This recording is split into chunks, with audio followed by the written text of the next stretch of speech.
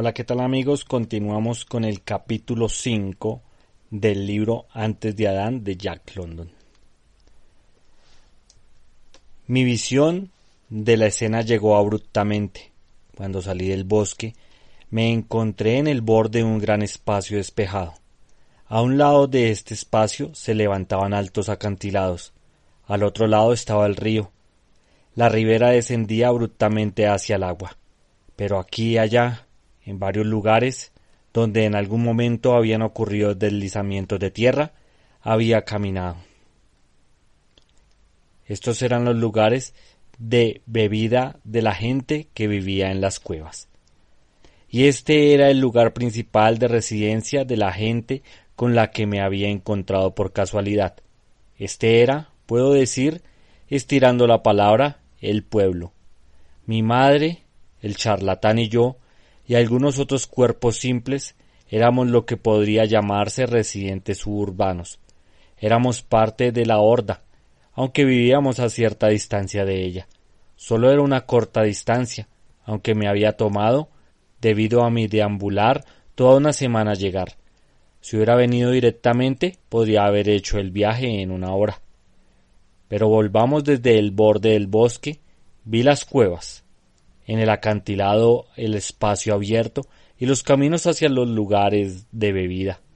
Y en el espacio abierto vi a muchos de la gente. Había estado deambulando solo y siendo un niño durante una semana. Durante ese tiempo no había visto a ninguna de mi especie.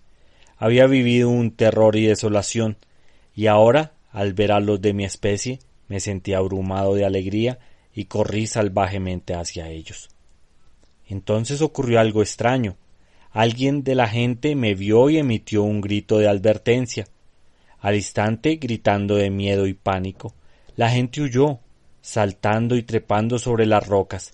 Se lanzaron a las bocas de las cuevas y desaparecieron, todos menos uno, un pequeño bebé, que había sido dejado en la emoción cerca de la base del acantilado. Estaba llorando lastimosamente. Su madre salió corriendo.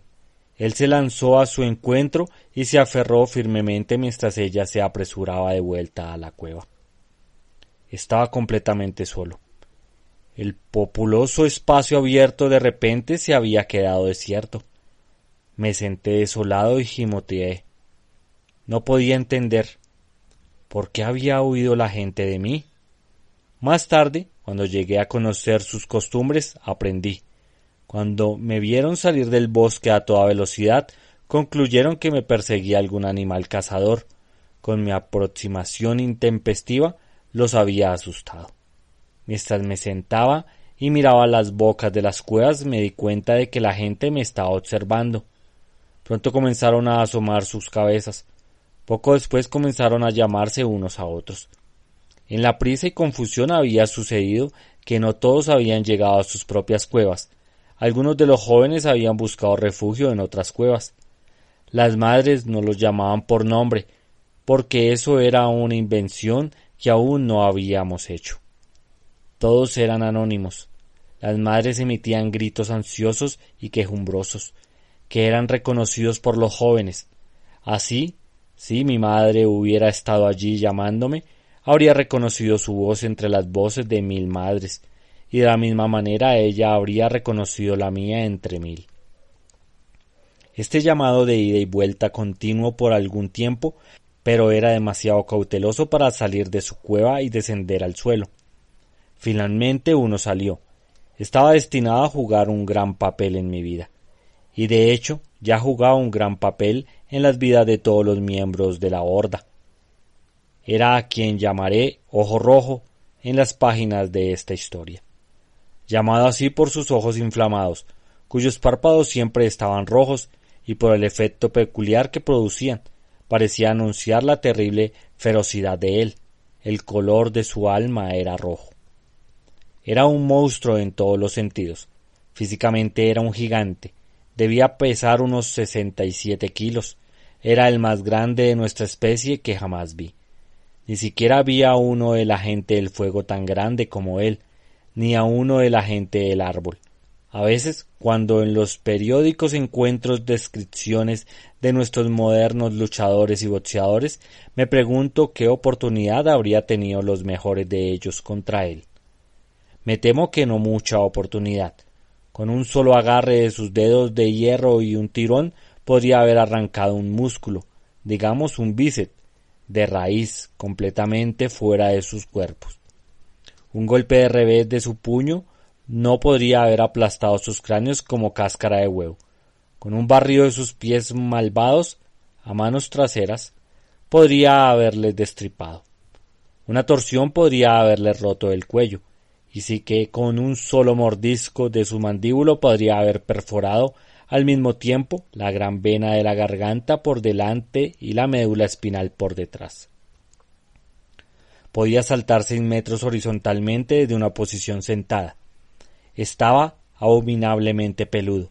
Era una cuestión de orgullo para nosotros no ser muy peludo, pero él estaba cubierto de pelo por todas partes, en el interior de los brazos así como en el exterior, e incluso en las orejas.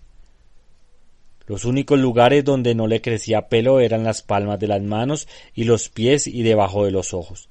Era terriblemente feo, su boca feroz y sonriente y sus enormes labios inferior colgando estaban en armonía con sus terribles ojos. Este era Ojo Rojo, y con gran precaución salió de su cueva y descendió al suelo. Ignorándome, procedió a hacer un reconocimiento.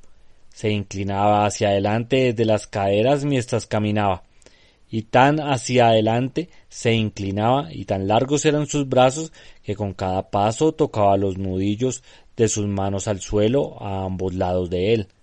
Era torpe en la posición semierecta de caminar que asumía, y realmente tocaba los nudillos al suelo para equilibrarse. Pero les digo que podría correr a 4 patas. Ahora esto era algo en lo que éramos particularmente torpes. Además, era raro entre nosotros encontrar a alguien que se equilibrara con los nudillos al caminar. Tal individuo era un ativismo, y Ojo Rojo era un ativismo aún mayor. Eso es lo que era, un ativismo. Estábamos en el proceso de cambiar nuestra vida en los árboles por la vida en el suelo. Durante muchas generaciones habíamos estado pasando por este cambio, y nuestro cuerpo y porte había cambiado igualmente. Pero Ojo Rojo había revertido al tipo más primitivo de habitante de los árboles. Por fuerza, porque había nacido en nuestra horda, se quedó con nosotros, pero en realidad era un ativismo y su lugar estaba en otro lado. Muy circunspecto y muy alerta, se movía aquí y allá por el espacio abierto, mirando a través de las vistas entre los árboles y tratando de vislumbrar al animal cazador que todos sospechaban me había perseguido. Y mientras hacía esto, sin prestarme atención, la gente se apiñaba en las bocas de las cuevas y observaba. Al final, evidentemente decidió que no había peligro acechando. Regresaba desde la cabecera del camino, desde donde había echado un vistazo al lugar de bebida. Su curso lo trajo cerca, pero aún no me notó. Siguió su camino casualmente hasta estar a mi altura, y entonces sin advertencia, con increíble rapidez, me dio un bofetón en la cabeza. Fui derribado al menos 3 metros antes de caer al suelo, y recuerdo medio aturdido incluso mientras se daba el golpe, escuchar el alboroto salvaje, cacareos y risas estridentes que se elevaron desde las cuevas. Fue una gran broma, al menos en esa época, y la gente lo apreció de todo corazón. Así fue recibido en la horda. Ojo Rojo no me prestó más atención y tuve la libertad de gimotear y sollozar a mi antojo. Varias de las mujeres se acercaron curiosamente a mí y las reconocí.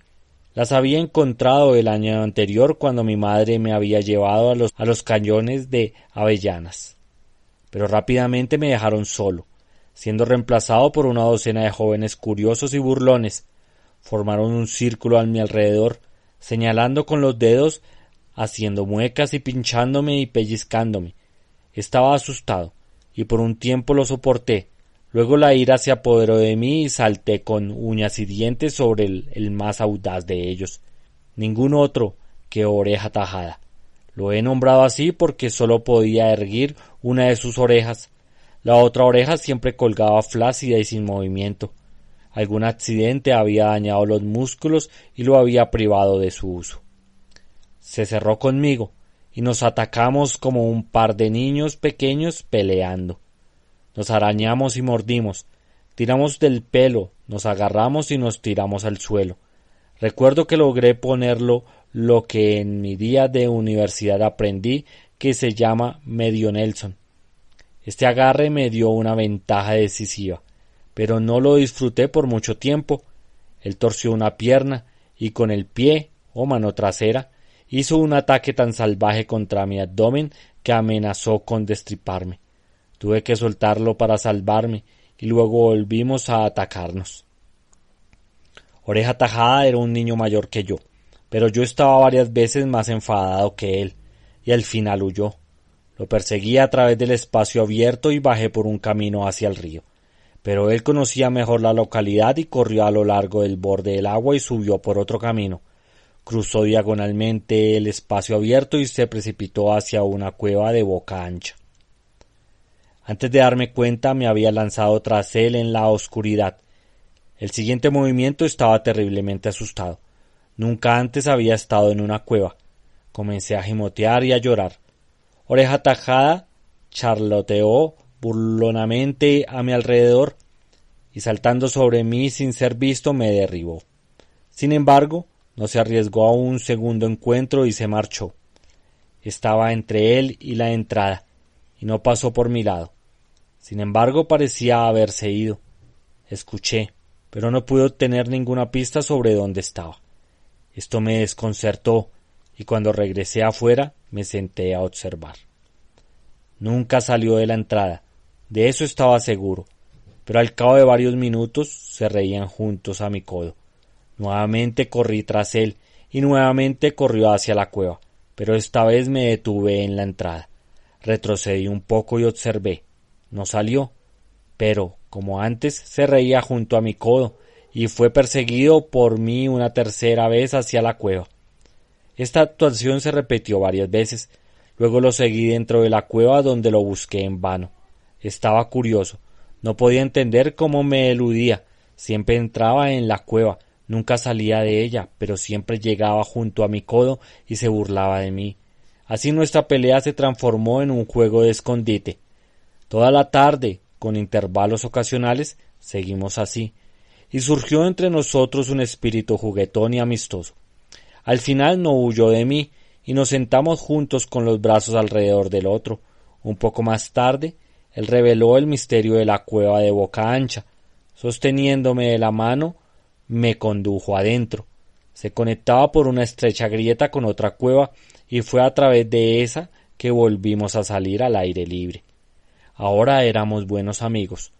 Cuando los otros jóvenes se reunieron alrededor para molestarme, se unió a mí para atacarlos, y tan ferozmente nos comportamos que no pasó mucho tiempo antes de que me dejaran en paz. Oreja Tajada me hizo conocer al pueblo. Había poco que podía decirme sobre las condiciones y costumbres. No tenía el vocabulario necesario, pero al observar sus acciones aprendí mucho, y también me mostró lugares y cosas. Me llevó al espacio abierto entre las cuevas y el río, y al bosque más allá, donde en un lugar cubierto de hierba entre los árboles comimos zanahorias con raíces fibrosas. Después de eso, bebimos bien en el río y comenzamos a subir por el camino hacia las cuevas. Fue el camino que volvimos a encontrarnos con Ojo Rojo.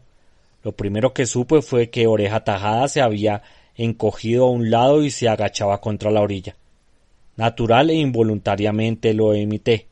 Entonces fue cuando miré para ver lo que causaba su miedo.